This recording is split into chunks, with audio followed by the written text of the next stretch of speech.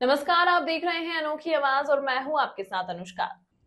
Samajwadi party के प्रमुख अखिलेश यादव ने भारतीय जनता पार्टी पर निशाना साधते हुए आरोप लगाया कि सरकार 29 जनवरी को उत्तर प्रदेश के प्रयागराज में महाकुंभ मेले में मची भगदड़ में मरने वालों की वास्तविक संख्या छिपा रही है। हमला बोलते हुए अखिलेश ने आगे कहा कि जब तो पता चला कि कुछ लोगों की जान चली गई, उनके शवगृह और अस्पताल में पड़े हैं, तो सरकार ने अपने सरकारी हेलीकॉप्टर में फूल भरकर उन पर फूल बरसाए। ये कैसी सनातनी परंपरा है? भगवान जाने कितने चप्पल, कपड़े और साड़ियां पड़ी थी और उन सबको जेसीबी मशीन और ट्रैक्टर ट्रॉली से उठवाया गया। कोई नहीं जानता कि उन्हें कहां फेंका गया, सब कुछ छिपाने के लिए।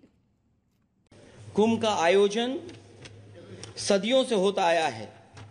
हमारे पौराणिक और हमारे इतिहास के दस्तावेज ये बताते हैं कि समय समय पे जो भी सरकारें रही होंगी, जिसका भी राज रहा होगा अध्यक्ष महोदय, उसने महाकुंभ या इस तरह के कुंभ का आयोजन किया है। एक तरफ तो वो कि जो 144 साल बाद महाकुंभ होने जा रहा है, उसका इतना प्रचार किया। और मैंने तो कई टीवी इंटरव्यूज में, कई समाचार चैनलों पर ये बात सुनने में आई और सुनते रहे हम लोग कि सरकार ने 100 करोड़ लोगों के आने का इंतजाम किया है। और अगर 100 करोड़, अध्यक्ष महोदय, अगर ये बात गलत है तो मैं रिजाइन आपको देना चाहता हूं। अगर अध्यक्ष महोदय, ये माननीय सदस्य लोग अगर ये नहीं सुन पा रहे हैं तो मैं इनको एक एक को, आप नहीं गए स्नान करने, आप स्नान करने नहीं गए, इसीलिए इस तरह की भाषा का इस्तेमाल कर रहे हैं। अध्यक्ष महोदय, ये कहा गया कि 144 वर्ष के बाद ये हो रहा है। जहां तक मेरी समझ और जानकारी कहती है, जो एस्ट्रोनॉमी और एस्ट्रो चीजों को समझते होंगे वो ये स्वीकार करते होंगे, जो भी कुंभ होता होगा वो 144 वर्ष के बाद ही होता होगा। लेकिन ये कहा गया कि नक्षत्र ऐसे हैं, तो मैं अध्यक्ष महोदय सरकार से कहना चाहता हूं कि सतयुग से लेकर के कलयुग तक ये सनातन परंपरा रही है कि संत, महात्मा, साधु समाज मुहूर्त के हिसाब से शाही स्नान करते हैं। उसमें नक्षत्रों के हिसाब से जो सहयोग बनता है वही शाही स्नान का मुहूर्त होता है। लेकिन भाजपा के राज में ये सनातन परंपरा टूट गई। पहले सरकार ने संत समाज को शाही स्नान रद्द करने का आदेश दिया, जिससे अनादिकाल की सनातन परंपरा टूटी। और फिर जब देश भर ने ये बात उठी, देश भर में ये बात उठी, तो उन्होंने हाथ से को छिपाकर फिर से आदेश दिया कि अखाड़े शाही स्नान करने जाएं। इससे सरकार ने पावन मुहूर्त के स्थान पर अपने मनमाने समय पर स्नान कराने का आदेश दिया।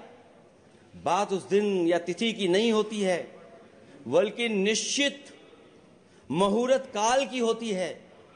ये सनातन परंपरा तोड़कर इन लोगों ने अच्छा नहीं किया। और ये क्या परंपरा टूटी है कि नहीं टूटी है, मैं समझता हूं अध्यक्ष महोदय मुझसे बेहतर सामने वाले ज्यादा जानते होंगे इसके बारे में। और जो लोग, अध्यक्ष महोदय, जो हम लोगों ने देखा वहां पर लोग पुण्य कमाने आए थे और अपनों के शव लेकर के गए हैं। चमत्कारी करिश्मा तो ये हुआ है, श्रद्धालुओं के शव मिल गए थे, पर सरकार स्नान करने वाले, मरने वालों की बात स्वीकार नहीं कर रही थी। और इससे ऊपर ये बात जो वहां पर और हुई, अध्यक्ष महोदय, जब ये जानकारी हो गई कि कुछ लोगों की जान चली गई, लाशें हैं जो मोर्चरी में पड़ी हैं, अस्पताल में पड़ी हैं, उसके बाद सोचिए सरकार क्या कर रही है। अपने सरकारी हेलीकॉप्टर में फूल भर करके फूलों को डालने का काम किया। सोचिए, ये हमारी कहां की सनातनी परंपरा है। मैं जानना चाहूंगा सदन के माध्यम से हमारे माननीय सदस्य बताएं। और पूरा देश और पूरी दुनिया सनातन धर्म के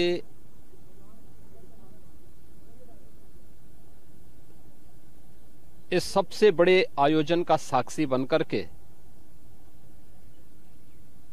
गौरव की अनुभूति कर रहा है, प्रफुल्लित है। वहीं दूसरी ओर सनातन धर्म के खिलाफ सपारी लेकर के षड्यंत्र करने वाले तत्वों के द्वारा लगातार शरारत पे शरारत करते हुए झूठ के और असत्य के नित नए प्रतिमान भी गढ़े जा रहे हैं।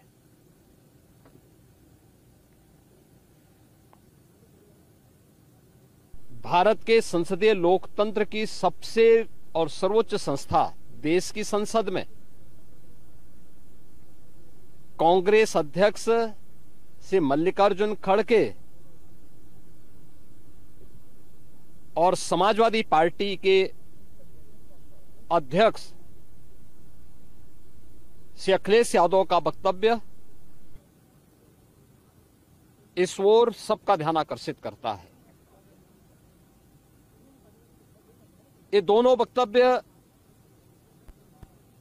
न केवल इनके सनातन धर्म विरोधी चरित्र को उजागर कराता है, बल्कि इनकी उस गिद्ध दृष्टि की ओर भी सबका ध्यान आकर्षित करता है जो लगातार इस महाकुंभ के खिलाफ पहले दिन से दुष्प्रचार कर रहे हैं। इस खबर में फिलहाल इतना ही। अन्य खबरों के लिए देखते रहिए अनोखी आवाज।